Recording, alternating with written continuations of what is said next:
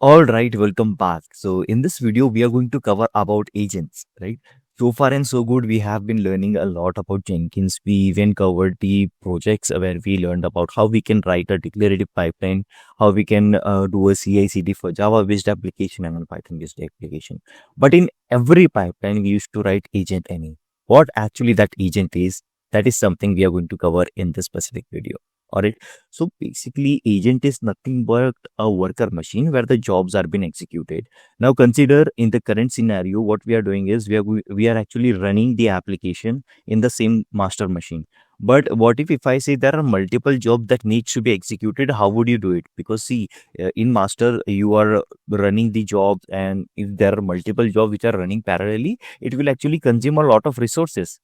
So that thing can be resolved using Jenkins agent. Okay. Now let's consider a scenario where you are being asked to execute a Java-based application, and you are being asked to run a Python-based application parallelly on Jenkins.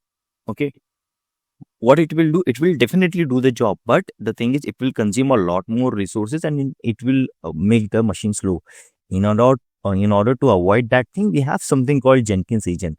So Jenkins itself has two parts. One is master, which is also called as controller, and second is agents. Okay, master is the brain of Jenkins where the jobs is been executed, and controller basically it's another name for master. Okay, so basically that is the place where we are executing the job, but the job is actually getting executed in the agent. Okay, now consider master as the manager who is the brain, and agent as the worker who is actually executing the job, right? Okay, so let's move further. And here we are going to see why we should consider agent in the very first place, because we have master, we have everything which is working fine. Then why we should consider agent, right? See, the thing is, in the current scenario, whenever we are executing the jobs, it is getting executed in master node. But just try it once. When you execute multiple job, it will make your system slower and you'll get poor responses. In order to avoid that, we have something called agents.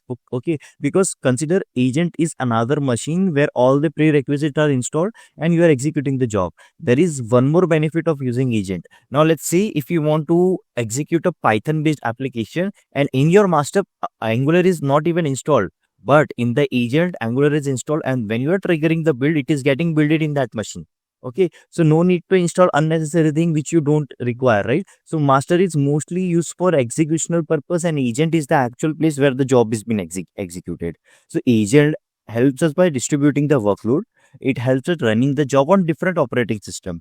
And thirdly is, you can run multiple jobs parallelly. See, if you have three agents, so you can utilize one for Angular 18, one for Java based, and one for Python. Okay, so you can execute it parallelly without even relying on master node. Master would be just for executional purpose, but just for triggering purpose, but the actual execution will be done by the agent itself. It will be fast, it will be reliable, and it won't make your machine slower. So it is actually used for scaling large projects. So that's the reason we should consider agent in the very first place. Now in Jenkins, we have three sort of agents. One is built-in agent, second is static agent, and third is dynamic agent. First is built-in agent, which runs on the same machine as Jenkins. Right now, the current setup, whatever we have, it is a built-in agent, because here is master is only acting as a controller. Master is only acting as an agent. Okay, but it won't be that much reliable. But since we are learning, we actually started with built-in agent. Second is static agent, that is a fixed machine connected to Jenkins. All right, static agent is something which we are going to implement in the coming video, so that will be very much helpful for us, right? Third is the dynamic agent, which we created on demand, such as Docker or Kubernetes Cloud. All right. So these are the type of agent which we saw. And second is Jenkins agent. Now, what is Jenkins agent? So basically, it is a worker machine where the job is being executed. So far, so good. We are good with the definition of Jenkins agent. So basically, it is a place where the jobs is being executed. Second, it will help you in scaling, flexibility, and distributing the workloads across the project. Third, it can be static, it can be dynamic, or it can be built-in. Now, based on your project complexity, you can select any one. Okay, but the by default configuration of Jenkins is, it is a built-in agent that comes along with your way, right?